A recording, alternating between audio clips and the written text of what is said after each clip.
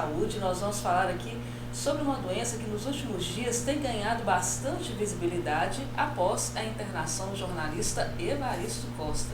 Vamos falar sobre a doença de Crohn. Para isso estamos aqui recebendo a presidente da ALENDE, que é a Associação do Leste Mineiro de Doenças Inflamatórias Intestinais, Júlia Assis. Seja bem-vinda conosco. Eu agradeço muito o convite, né? Eu acho que é super importante assim, a gente dar essa visibilidade e essa emergência do tema, né? Tá todo mundo agora falando, mas é uma luta que a gente tem mesmo. A doença de Crohn, ela é uma doença que está aí há muito tempo, a gente está convivendo com ela e não é muito conhecida, não é muito falada. Então, queria agradecer o espaço, né? A oportunidade de estar aqui para falar um pouquinho da nossa jornada e da jornada dos pacientes. O José Horta também está conosco aqui, Sim, jornalista do Diário, participando do bate-papo. E para a gente começar, eu queria saber da Júlia, o diagnóstico dela já tem aí quase 30 anos, né? Foi em 97. Se hoje a gente fala pouco sobre isso, imagina em 97, né? Como que foi? Não, foi assim, era mato, né, naquela época. Bom, eu fui diagnosticada em 97, eu estava fazendo faculdade naquela época, aquela entregando a idade, né? Mas eu estava na faculdade e comecei a passar mal. E aí a gente, depois de fazer muitos exames e tudo, o saudoso Dr. Sinésio que deu o diagnóstico, e aí ele me diagnosticou com a doença de Crohn. Foi não sei se o primeiro ou um dos primeiros casos aqui da região.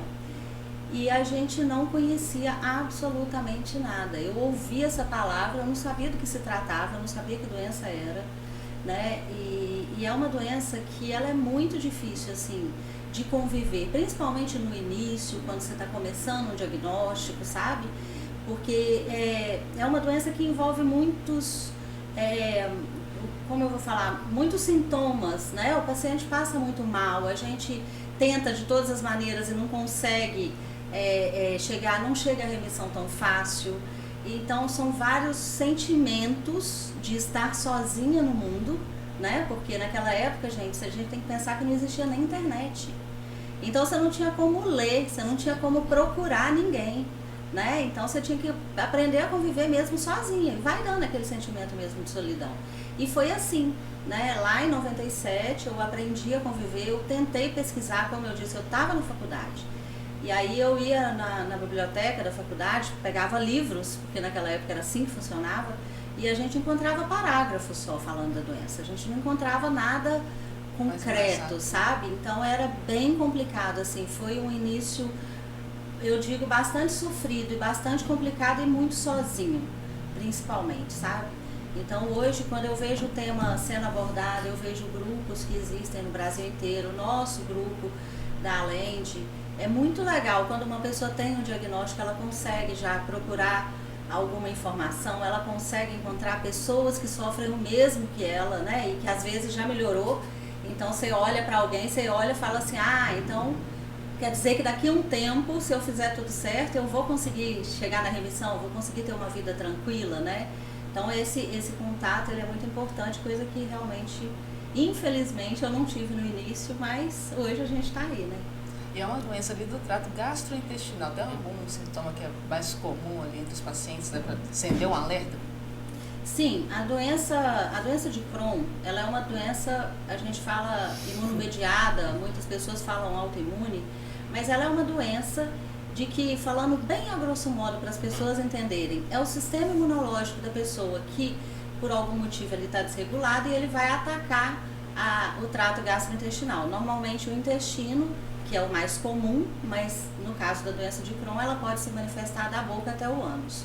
Então, pensando nisso, né, o paciente ele tem muita dor abdominal, muitos pacientes têm diarreia, alguns poucos têm até prisão de ventre, né, mas a grande maioria tem diarreia, dor abdominal, dependendo de onde está inflamado aquele intestino, pode ter sangramento nas fezes, pode ter presença de pus nas fezes, e assim, aí eu costumo dizer o seguinte, vamos pensar, todo mundo já teve um dia uma infecção intestinal na vida, né? Uhum. Alguma coisa que comeu, enfim, alguma infecção intestinal. Você começa a ter diarreia, você começa às vezes a ter vômito, você começa a ter dor, e aí imagina o quanto essa pessoa fica frágil. Quantas vezes a gente ouve falar, eu não consigo hoje sair da cama porque eu tô passando mal, né? E isso num dia. Agora você imagina uma pessoa que é todo dia. Então também dá muita fraqueza, dá muito cansaço, a gente chama de fadiga, sabe? E vem todas as questões emocionais também. E a doença de Crohn, ela, apesar dela estar no trato gastrointestinal, ela também pode ter manifestações fora do intestino. E que as manifestações? Ela pode ter dor nas articulações, pode ter problemas nos olhos, pode ter problema na pele. O próprio Evaristo Costa, há uns 3 meses, sei lá, há pouco tempo atrás, ele ficou em São Paulo, ele veio passear em São Paulo e ele ficou internado no hospital, no hotel, porque o médico dele não permitiu que ele voltasse. E é porque ele estava com problemas na pele, na perna. Ele teve feridas na pele. E aí ele precisou de ficar aqui para poder tratar. E isso é também, né, relacionado com a doença de Crohn, porque ela também pode se manifestar na pele. Então, assim, gente, são muitos sintomas, né? Mas o que eu costumo dizer é o seguinte: começou com diarreia, que passou um bom tempo, 15 dias, 1 mês, ela não melhorou, procura um médico. Sim. Precisa procurar um médico. Vamos parar com essa coisa da gente imaginar que um chazinho, que um não sei o que vai melhorar. Aquela coisa caseira, não. Tem Exato. A opinião, né? A opinião não, a avaliação de quem estudou para isso, né? Exatamente. E a gente tem aquela coisa da automedicação e também, o meu vizinho já teve, deixa eu pegar o que ele tomou. Entendeu? Isso é ultra mega prejudicial, gente, porque as pessoas tendem pra você ter uma ideia, na doença de Crohn existe um medicamento que a gente não pode tomar, sabe? E que se você tomar, você vai piorar ainda mais o intestino, que são os anti-inflamatórios. Anti-inflamatório comum, que todo mundo toma. Quem tem Crohn não pode tomar. E talvez a pessoa pensaria, inflamação vou tomar para tirar a dor. Exatamente, para tirar a dor. Entendeu? Então, assim, realmente, essa questão da automedicação, ela é importante demais, porque ela pode prejudicar absurdamente o paciente. E o brasileiro faz isso com certa constância, né? A automedicação. Sim. Né? Infelizmente. E muitas vezes a gente chega numa farmácia e acha que a pessoa que vai nos atender é capacitada, eu digo, do ponto de vista da medicina, para nos indicar algo. Não. O ideal é que nós vamos à farmácia com a receita enviada pelo médico e lá a gente compra esse remédio. Exatamente. Muitas vezes a gente já está sentindo isso, o que você me indica? Exatamente. A gente tem essa cultura no Brasil. Vai ser um tratamento momentâneo para esse caso, né? Então, se a pessoa pensa, remedinho resolve, toma um remedinho aqui agora. E às vezes vai piorar ainda mais o quadro da pessoa, né? Então, assim, acende o alerta. Se tiver sangramento nas fezes, precisa ir ao médico, né? Se tiver presença de pus, de muco nas fezes. Não é comum. Se você começar a ter dor que não passa, né? E uma diarreia constante, isso aí já é, né? Qualquer uma dessas coisas a gente... Claro que um dia, né, hoje eu passei mal, né, hidrata e tudo, mas depois você viu que o negócio persistiu, precisa do médico. Quem faz o diagnóstico é o médico. Eu até estava, claro, pesquisando na internet, né, Burial Bernard Crohn, né, o médico que deu esse nome. Ele nasceu em 1884 e morreu em 83. Então, é há pouco tempo. Então, de certa forma, até os estudos são bem recentes, né, dessa doença, seria isso? Sim, na verdade, o que aconteceu? Antigamente, eles já falavam, né, de uma inflamação no intestino e tudo, não tinha um nome, né, mas até que chegou um ano que eles começaram a perceber que tinha uma doença que eles chamavam de ileite terminal naquela época, uma doença, uma inflamação no final do intestino delgado, início do intestino grosso. E eles fizeram esse estudo e viram que era uma nova doença. Então o Dr. Crohn, junto com mais 2, se eu não me engano, são mais 2 outros pesquisadores, eles escreveram um artigo descrevendo essa nova doença. Só que naquela época é a doença do Crohn, é a doença do Dr. Crohn. Como a letra dele C, quando tem uma publicação científica, é por ordem alfabética. Sim, então o nome dele é primeiro. Então, aí por isso ela acabou ficando, né? As pessoas se referiam como aquela doença do Crohn, né? Era o Crohn e amigos. E aí hoje ela é conhecida como doença de Crohn exatamente por causa disso. Sim. A gente estava comentando aqui agora há pouco sobre o Evaristo Costa, que recentemente aí acendeu ainda mais esse alerta. Isso. Ele ficou internado na Inglaterra. E aí ele comentando também a questão do sistema de saúde. Lá ele internado no sistema público, não tem plano de saúde, e falando que foi muito bem tratado. E aí gera-se aí também um comentário em relação ao Brasil. Aqui no Brasil, como que é essa questão do tratamento no sistema público? O que está disponível? Então, aqui no Brasil, o tratamento, a gente consegue o tratamento pelo SUS? É claro que sim. O SUS ele é um sistema único de saúde, ele vai funcionar da mesma forma no Brasil inteiro. E é óbvio que você tem direito a todo atendimento pelo SUS. A gente também sabe, abrindo parênteses, das filas, Sim, das demoras. Infelizmente, isso é uma realidade do brasileiro, né? Mas todos os exames, todo o tratamento, ele sim pode ser feito pelo SUS.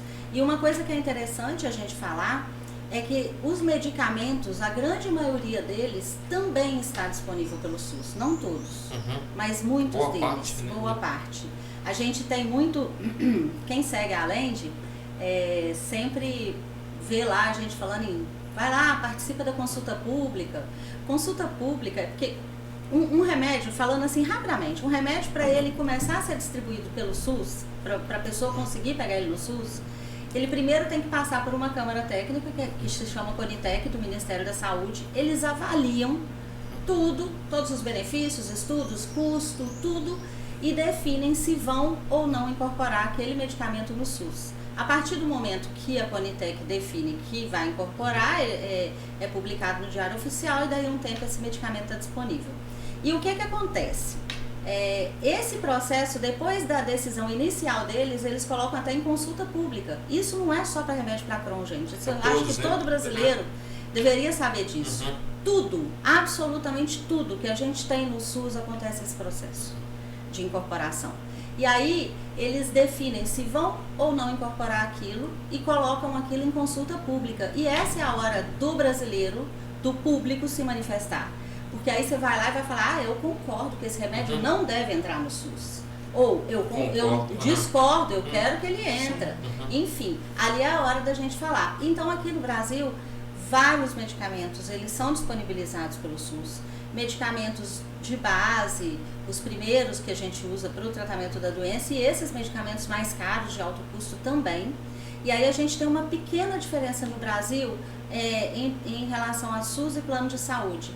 Porque no plano de saúde, quem tem um plano de saúde, por exemplo, e tem doença de Crohn, tem direito a todos os medicamentos biológicos que existem no Brasil. No SUS, só tem direito àqueles que estão ali descritos naquele protocolo, sabe? Mas então, enfim, resumindo, a gente tem sim todo o tratamento pelo SUS, né? Todo brasileiro tem direito. A gente, obviamente, que vamos encontrar dificuldades no caminho, por questão de vagas, de liberação, mas medicamento, a partir do momento que você montou seu processo, ele vai estar ali disponível todos os meses. É só dirigir a farmácia e pegar e renovar a receita de 6 em 6 meses. No interior também esse tratamento é aceitado ou não? No interior também.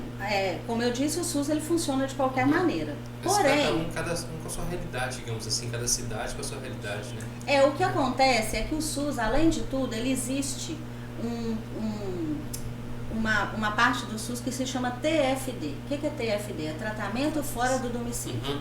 Né? Então, por exemplo, eu preciso de um exame, eu tenho doença de Crohn, eu vou precisar de um exame, que esse exame não é disponível na minha cidade. Então, a própria Secretaria de Saúde do município tem como agendar esse exame fora do município e levar esse paciente para fazer e trazer de volta. Então, assim, a gente tem o direito, né, de fazer o tratamento de absolutamente, né, de fazer o tratamento completo, todo gratuitamente, não, porque a gente paga os impostos. Sim, é verdade, a gente tem essa concepção de ser gratuito, não.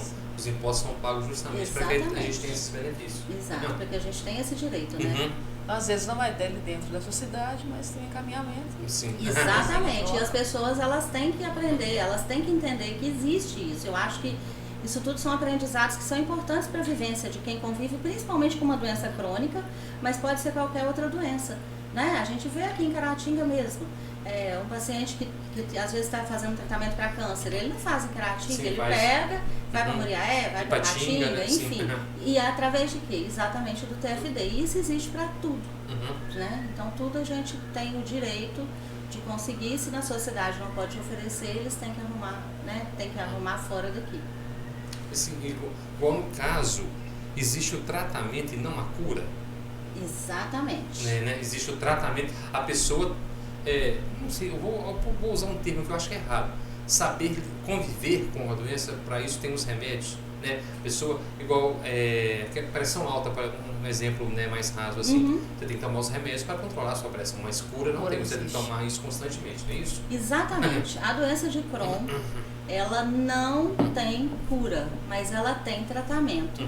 E esse tratamento, ele pode levar ao que a gente chama de remissão. O que é a remissão da doença? É quando, a remissão é quando tudo cicatriza. Aquele paciente, ele vai parar de ter os sintomas, ele faz uma colonoscopia, vai estar lá o intestino limpinho, sem nenhuma inflamação. Se você faz uma biópsia, dá que não tem inflamação nenhuma, tá tudo perfeito, como se aquele paciente não tivesse nada.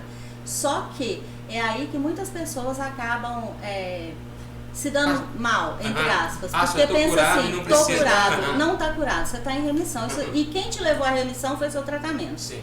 E se você abandonar o tratamento, daqui a pouco ela vai acordar de novo. Então, é uma coisa que eu falo muito para quem tem a doença, né?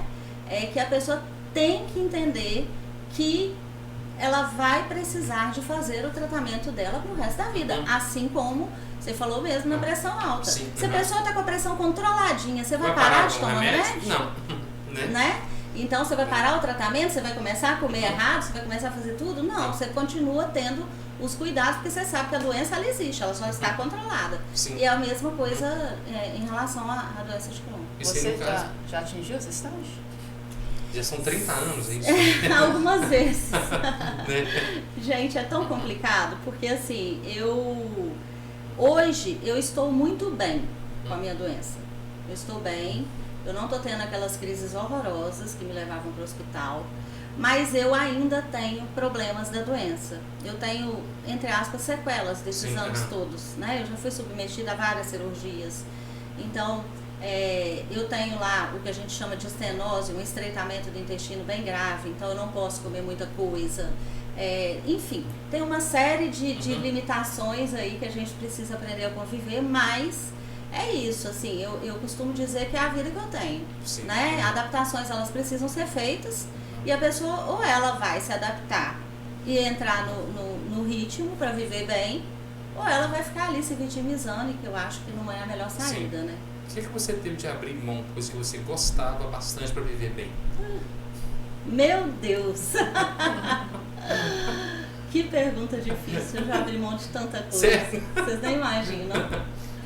Abri mão de sair muitas vezes, porque você não consegue sair de casa. Às vezes você tá com uma diarreia absurda e você não tem como sair. É 20 vezes ao banheiro por dia, 30 vezes ao banheiro por dia. Eu já tive vezes de eu estar pronta para sair e ter que voltar para casa e não poder. Gente, a pior coisa que você tem na rua é você estar andando e te dar uma dor de barriga e você não tem o banheiro. Você não tem para onde ir. E se você não for naquela hora, vai sair na roupa. Infelizmente, isso é uma verdade. Sim. Sabe?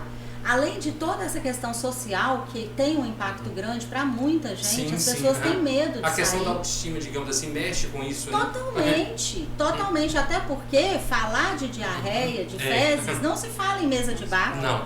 Ninguém fala, Não gente. fala. A coisa que você mais escuta é: nossa, eu tenho que ir lá na minha casa porque eu preciso ir ao banheiro. Cara, eu não posso ir na minha casa, eu vou ter que ir onde eu estiver, entendeu? Infelizmente não é tem isso. prazo. E até você conseguir fazer sua cabeça entender e naturalizar isso, e tentar naturalizar isso no ambiente que você vive, né? É complicado, para não ficar constrangida. E além disso, eu já tive que abrir mão de várias coisas. Por exemplo, eu acho maravilhoso esses trabalhos sociais que as pessoas fazem na África, na Amazônia. Sim. Eu acho isso tudo lindo. Eu sou dentista. Como eu gostaria de poder participar de uma missão? Eu não posso ir, gente. Como eu vou?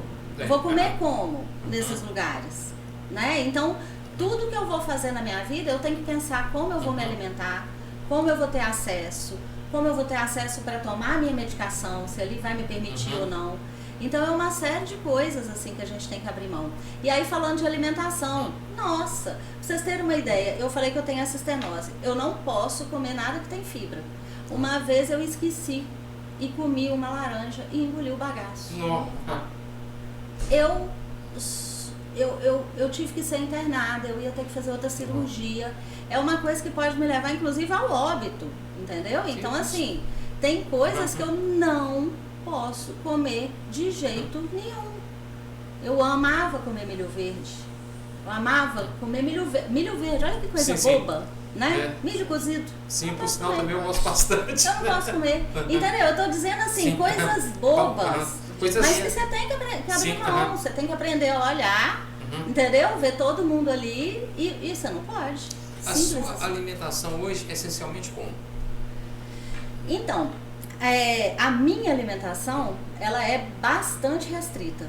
Porque, como eu disse, eu não posso comer fibra. Então, eu não vou poder comer verdura, eu não posso comer... Todo mundo, você fala assim, você tem um problema no intestino. Come salada. Alface bom? É excelente.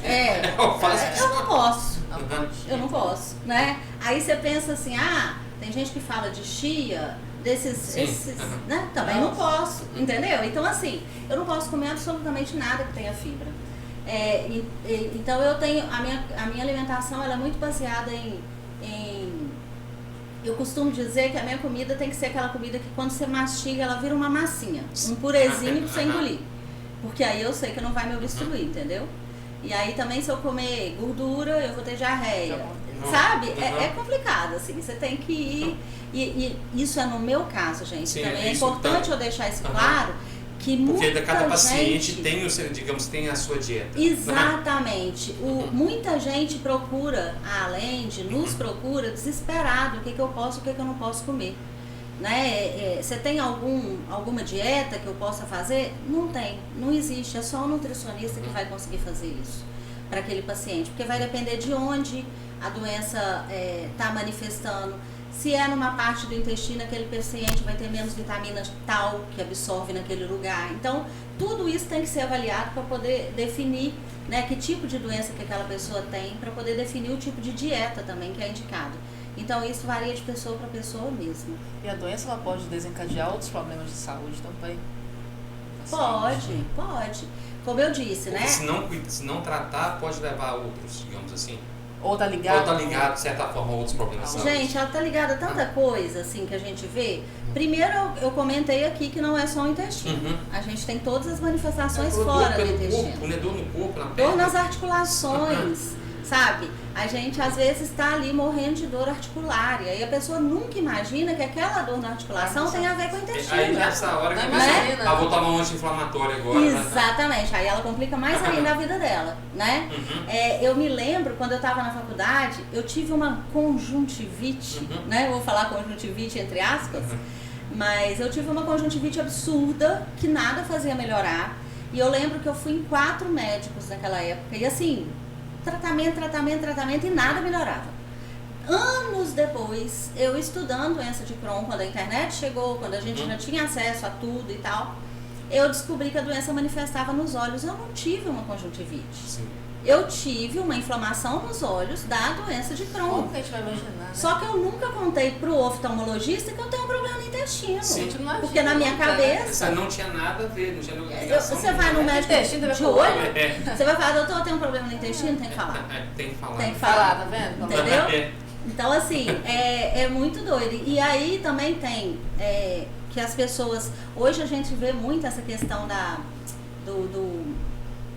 do eixo intestino-cérebro, né? Que a gente vê muito, isso é muito falado. Sim. Que o intestino, ele é o nosso segundo cérebro. Então, ele também produz hormônios e tudo, que fazem parte do bem-estar. E aí, muitos pacientes, eles têm ansiedade, têm depressão. E aí, a gente não sabe se é por conta do estilo de vida daquela... Do estilo de vida, não.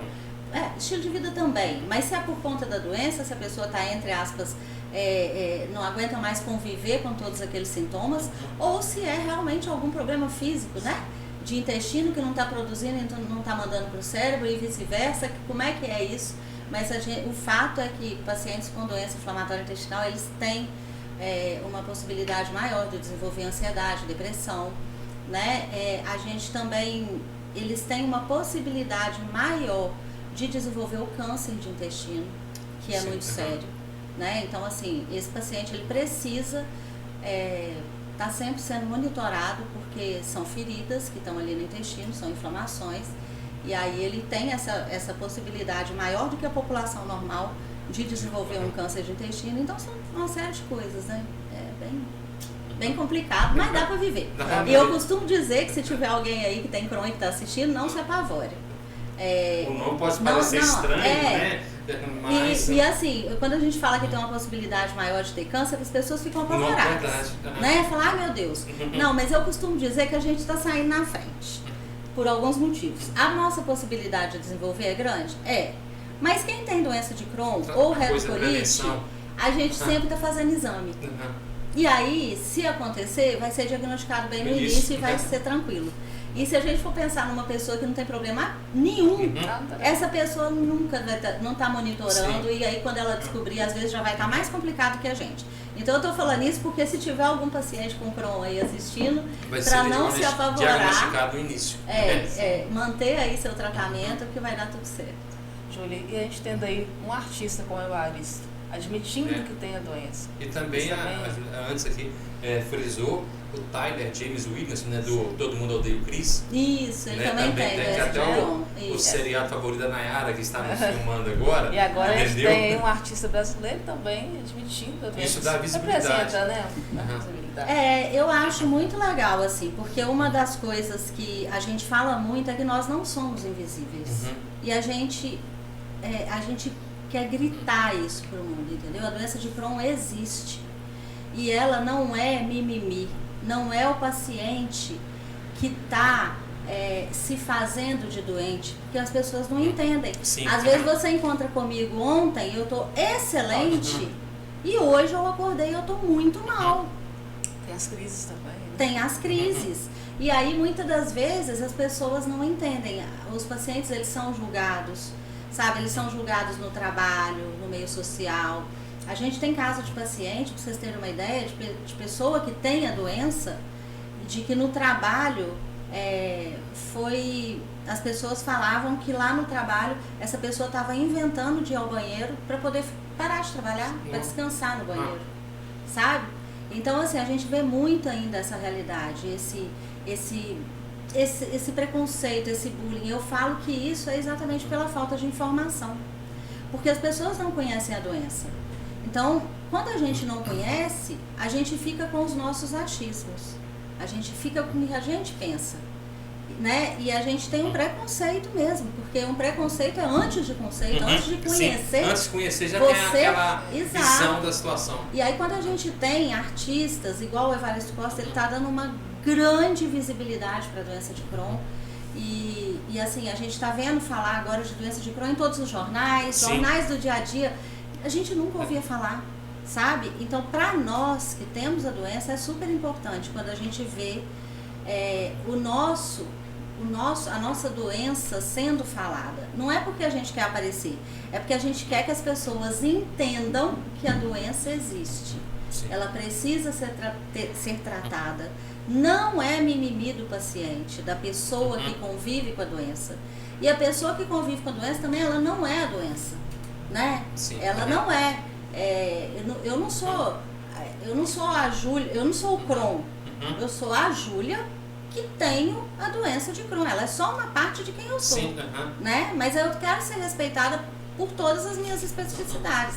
E eu acho que isso é para todos os pacientes. E quando a gente vê um grande nome falando e mostrando aquela realidade e levando essa doença para o conhecimento, eu vejo que só vai trazer benefício para a gente, sabe?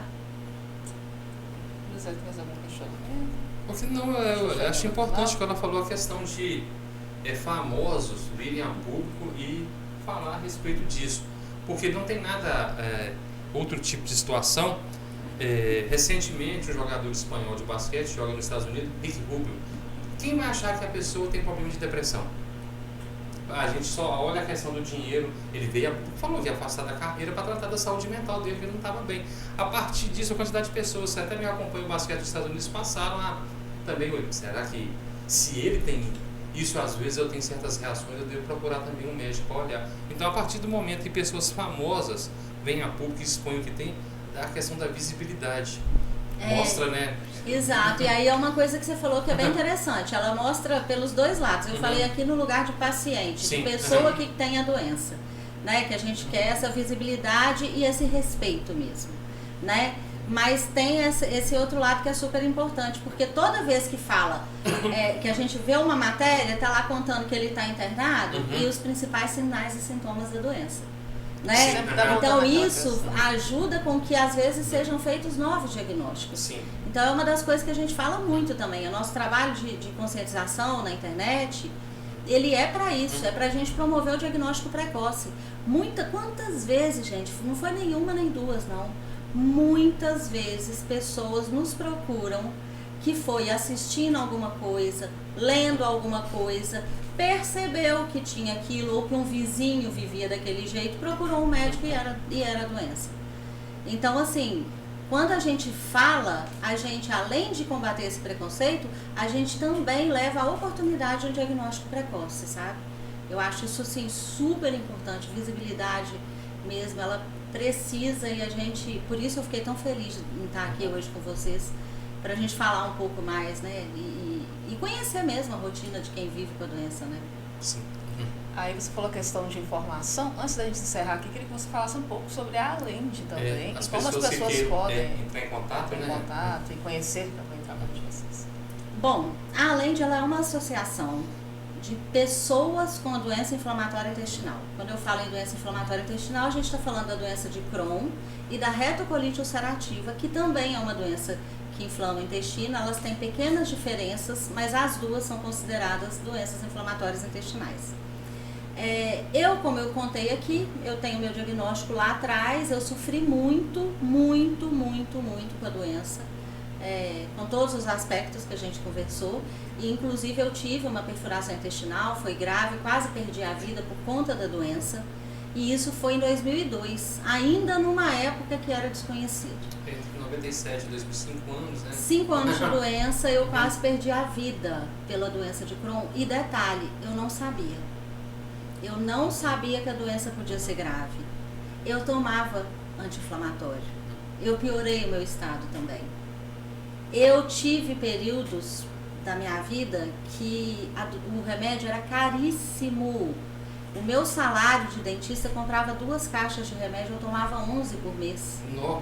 Então eu me endividava absurdamente para manter o meu tratamento e chegou ao ponto de eu dever absolutamente tudo. Porque eu precisava viver. E aí eu falei de 3 coisas que eu passei por falta de informação. Eu não sabia que a doença podia ser grave. Se eu soubesse, eu teria me cuidado mais. Eu tomei medicamentos que eram proibidos para mim e ninguém nunca tinha me falado. E se eu soubesse, eu não teria feito. E eu me endividei e passei mais de 10 anos para pagar uma dívida para comprar remédio, porque esse remédio estava de graça no SUS. Então, olha o impacto que a falta de informação pode fazer na vida de uma pessoa, né? Depois que tudo aconteceu comigo, para vocês terem uma ideia, que eu tive essa perfuração, eu fiquei 68 dias internada. Desses 68 dias, mais de 50 sem beber nem água pela boca, só com alimentação enteral e parenteral. Eu fiquei ileostomizada, usei aquela bolsinha de ileostomia. E quando eu tive alta, que eu voltei para Caratinga, eu voltei pesando 37 quilos, eu tenho 70. Imagina eu com 37 quilos, numa cadeira de roda, usando uma bolsinha de ostomia e feliz. Muito feliz, porque eu estava viva. Eu não tinha nenhum tipo de tristeza por estar passando por aquilo, eu só tinha gratidão. E eu costumo falar que depois que você vive uma experiência de quase morte, a vida da gente ela muda muito. E quando eu estava lá naquela cama do hospital, e tendo a oportunidade de, em sofrimento sim, mas de estar viva, né? Eu sempre pensava que eu não tinha morrido porque eu podia fazer algo ainda uma missão, aqui na vida. Uma missão, eu tinha uma vontade de devolver para Deus, para o mundo, a oportunidade de estar viva. Porque para que a gente vive? Sabe? Você começa a perceber que a vida ela pode acabar amanhã. Hoje está tudo bem, amanhã qualquer um de nós, a vida pode acabar e de que valeu a nossa vida, sabe? Então eu tinha muito esse sentimento dentro de mim, pensava em devolver para o mundo coisas que eu pudesse ajudar pessoas, né? E aí quando os anos se passaram, eu estudei muita doença, mas eu estudei para mim. Tentei participar de trabalhos voluntários, nunca deu certo, mas não deu certo porque não era a hora, eu acredito muito nisso também. E em 2015 eu estava num grupo de WhatsApp e percebi que quem morava na capital, nos grandes centros, tinha acesso à informação. E a gente que estava aqui no interior não tinha. Eu já tinha anos de doença, eu lia absolutamente tudo. Eu trabalhava no SUS porque eu sou dentista da prefeitura, eu trabalho no SUS. Eu estudei SUS a vida inteira e tinha coisa ali que aquelas pessoas sabiam e que eu não sabia. E eu falava, meu Deus, como é que pode? Se eu não sei, ninguém mais aqui em Caratinga sabe? E aí a gente resolveu, eu tive nesse dia, parece que foi a última pedrinha, a última pecinha do quebra-cabeça, e eu falei, vou montar uma associação de pessoas com a doença aqui em Caratinga, e o objetivo era a gente se reunir, trocar experiências e tentar trazer tudo que tinha lá fora pra cá, pra gente conhecer. Eu procurei pessoas, encontrei pessoas maravilhosas no caminho, né? A gente foi encontrando pessoas que acreditavam nisso também, nesse poder da união, e a gente acabou fundando a Lende aqui em Caratinga. Foi a primeira associação do interior do Brasil que foi montada, e a gente começou com esse trabalho, que era um trabalho de fazer reuniões, de trocar essas informações, fomos para a internet para poder divulgar, né? Nesse trajeto a gente encontra sempre pessoas maravilhosas, né? Então eu não posso deixar de falar aqui que tinha, além das pessoas aqui de Caratinga que estão junto até hoje, que são verdadeiros, a gente fala que a gente é irmão, assim, porque um torce pro outro como se fosse da família, sabe? Quando um tá lá embaixo, todo mundo quer levantar aquela pessoa. E isso a gente faz através dos grupos, da amizade que a gente cria, dos encontros que a gente faz, né? E aí também eu encontrei pessoas muito importantes. Tem a Leca, eu tô até um pouco emocionada assim de lembrar dela. A Leca ela foi a pessoa que fundou a primeira associação de pacientes no Brasil de doença de Crohn. E ela veio ficar com a gente. É uma pessoa assim maravilhosa, e ela acabou esse ano, ela faleceu, e não da doença, mas enfim, foi muito triste essa perda. E tem também uma outra grande amiga, que é a Alessandra. A Alessandra, ela é mestre em farmácia, ela é doutoranda, está fazendo doutorado lá na Fiocruz, e assim, farmacêutica, muito entendida, entende tudo de internet, né? E ela era blogueira, e ela veio, conheceu a gente fez uma amizade, e o blog da Alessandra virou o blog oficial da Lende. E ela, com todo o traquejo que ela tinha de rede social, ela que criou o nosso Instagram, o Twitter, ela criou algumas coisas, e a gente foi estudando junto e aprimorando cada vez mais, e aí a nossa presença no digital ficou muito forte também, além da presença, né, no presencial.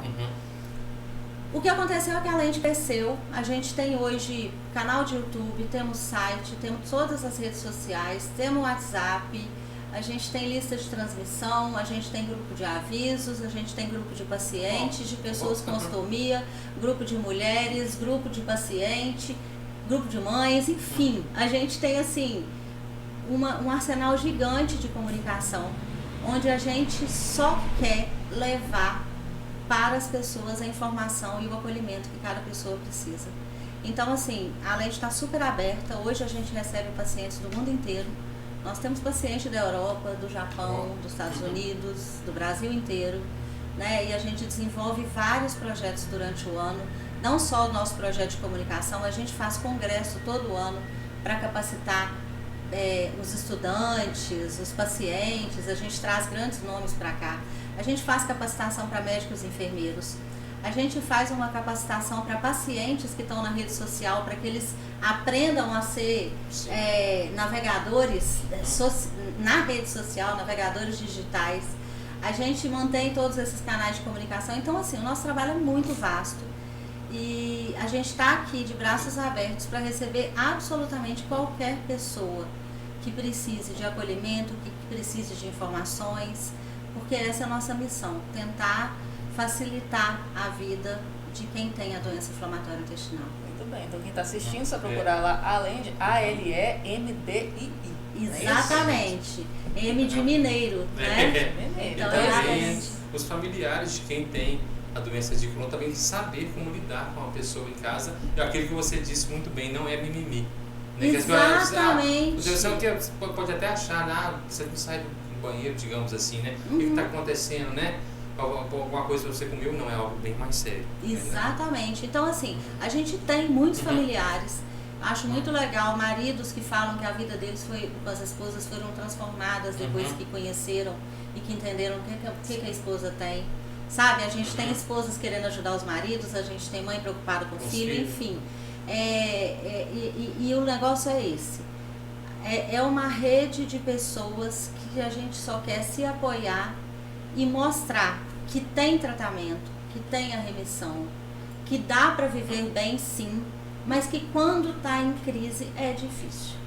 É difícil e essa pessoa precisa de todo o apoio do mundo, de todo o apoio de trabalho, de todos os lugares. Uma coisa que eu sempre falo com as pessoas é assim, você viu um conteúdo que se conectou com o que você passa, compartilha também, sabe? Fala também na sua rede. Eu falo com os pacientes, a gente tem até um lema que é a nossa jornada importa. A minha jornada importa e a de cada pessoa que tem a doença. Porque cada um vai ter a sua jornada e ali eu tenho certeza que vai ajudar outras pessoas que passam pelos mesmos problemas. Muito bem. Agradecemos então a participação da Júlia conosco. Muito obrigado pela participação.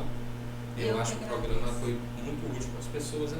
Não só para quem tem Crohn, mas também para os familiares, as pessoas que convivem com o paciente. E até para quem não sabe, talvez. Para quem não sabe, né? Exatamente. Então fiquem de olho, assim. Um recadinho para quem não conhece a doença, né? Que a gente comentou tanto aqui, é um tal das pessoas falarem assim, toma tal chá que a minha vizinha teve e é bom. Faz não sei o quê. Gente, o médico que sabe tratar a gente, né? O nutricionista que sabe cuidar da nossa alimentação.